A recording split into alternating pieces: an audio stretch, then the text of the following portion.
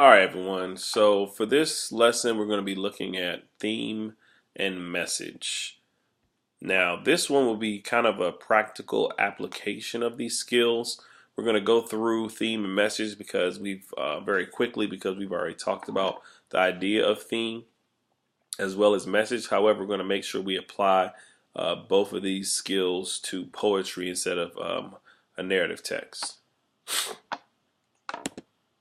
All right, so when we talk about theme, um, in poetry, poets use a huge range of themes or subjects in their works. Sometimes the theme may be immediately apparent. Sometimes you may need to look deeply into the poem to decide exactly what the theme is. At times, it may be more than one theme, which is a possibility when we look at poetry. It could deal with childhood, friendship, love, depth. So just kind of keep that in mind when we're looking at and analyzing poetry, that you have to look at what is the message that the author is trying to relay, and to try to identify those themes based on the commentary in the actual poem, the imagery that's created, or the figurative language that's also presented.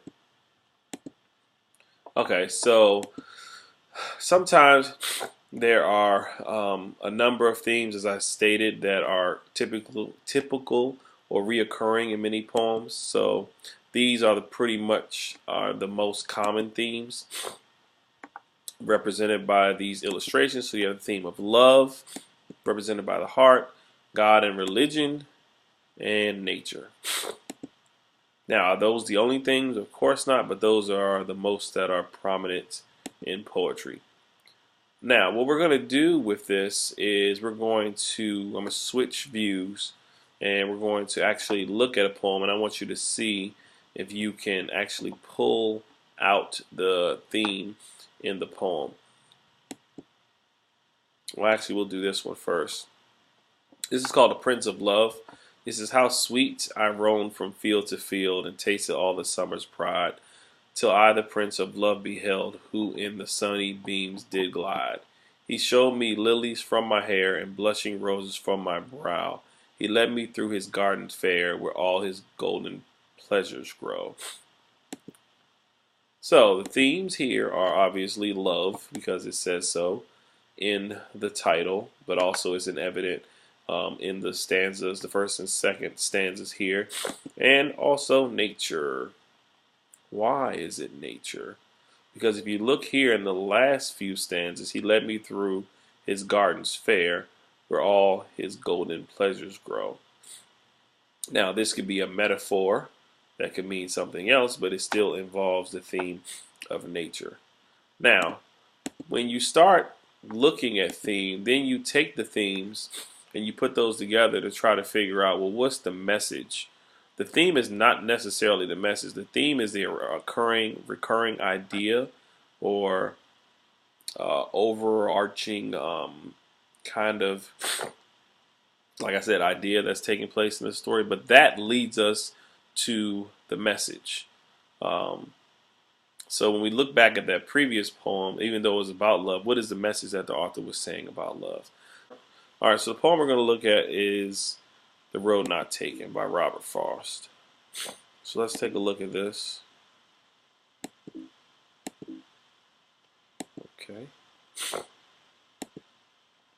All right, so here's the poem. Now, with this part of the video, what you're going to do is you're going to answer questions. So your note taking is going to be centered around certain questions I'm going to ask you related to this poem. So it says, two roads diverge in a yellow wood, and sorry I could not travel both.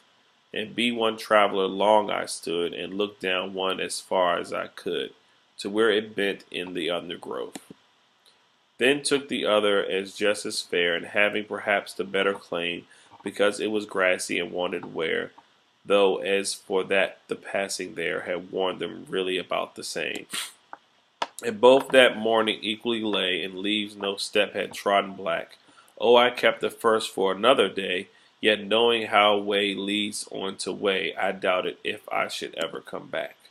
I shall be telling this with a sigh, somewhere ages and ages hence, Two roads diverged in a wood, and I took the one less traveled by, and that has made all the difference. All right, so here's some things I want you to analyze. Like going back to the poem, you may have to rewind it and pause it to reflect and read on it. But what do you think the poem is about? What do you think the theme or the message of the poem is? What is the point that the author is trying to make? And I want you to use some of those skills that we've talked about in previous videos, trying to delve deep, trying to extract meaning to look at this poem. Now, here is a couple other questions. Is the speaker really standing in the forest, thinking which way to go, or is that a metaphor for something else? What does the road symbolize here? The title is The Road Not Taken. What does he mean? And now these, keep in mind, these are questions I want you to answer in your notes. And it's going to kind of help us lead us to the theme of the poem. The road, what does that road equal? What is that supposed to mean? And then we already know when I talk about symbolism, it's the use of concrete image to represent a different idea. So is the road actually just a symbol for something else, or is this really a road that he's trying to decide which way to go? Okay, what is the main dilemma in this poem? What is the problem that he's facing? You want to go back and look for that. And obviously here, the speaker is at a fork in the road and he has to choose which way to go. But however, the fork in the road symbolizes what? What does that fork supposed to mean? And is this a metaphor? Is it a type of comparison which he's saying that the fork is actually something else, or is it a true fork in the road? All right, then lastly, how does the speaker solve his dilemma? What does he choose to do? Which road does he choose, and why? Why do you think he chooses this road? And how do you think the speaker feels about his choice? And you can look at the last stanza for that. And then lastly, to sum all this up, why is the poem called The Road Not Taken and not The Road Taken?